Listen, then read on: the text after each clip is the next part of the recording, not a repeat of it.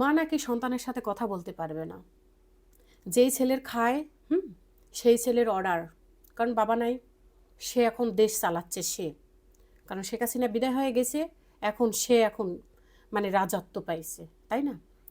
না হলে একটা সন্তান কিভাবে মাকে মারতে যায়, কাটতে যায়, তারপরে জুতা নিয়ে বাড়ি সারায়, তারপরে আবার চেহার নিয়ে কোদে, আবার মারার জন্য চেষ্টা করে, আবার লাথি মারে, সেই লাথি পরে আবার আরেকজনের গায়ে।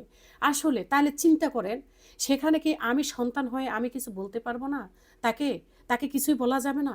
হ্যাঁ, সে কোন দেশের প্রেসিডেন্ট হয়ে গেছে যে তাকে কিছু বলতে পারবো না?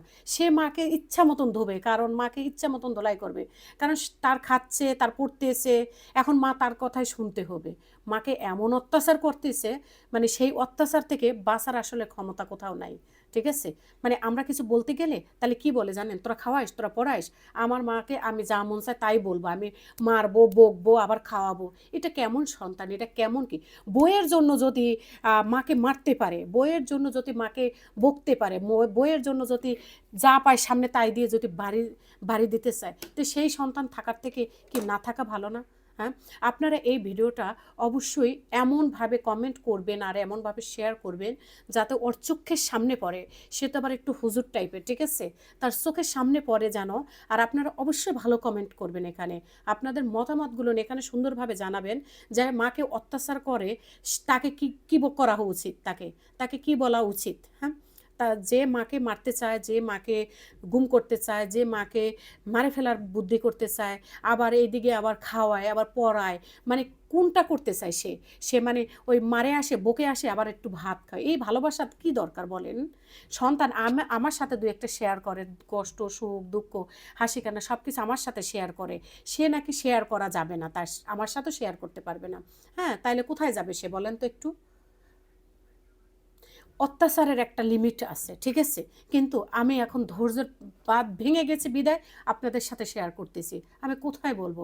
আমার তো আসলে বাবা নাই যে আমি বাবার কাছে বিচার দেব, কারণ এই রকমের যে অত্যাচার, মানসিক অত্যাচার, যদি আমি কিছু বলতে যাই, সে তার বইয়ের জন্য মাকে অত্যাচার করতে পারবে, আর আমার মাকে অত্যাচার করতেছে, সেই জন্য আমি কিছু তাকে বলতে পারবো না?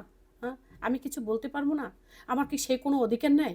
আমি নাই খাওয়াই, নাই দেখি, সে তার বইয়ের জন্য তাকে মাকে অত্যাচার, দিনের পর দিন অত্যাচার করতেছে, দিনের পর দিন করতেছে, কিন্তু সে তার বইয়ের জন্য মাকে ইচ্ছা মতন বকতে পারবে। আর আমার তো সে মা, তাই না? আমি তো তার জন্য একটু হলেও দুটা কথা বলতে পারি, তাই না? সে নাকি আমার কোনো কথা বলা যাবে না।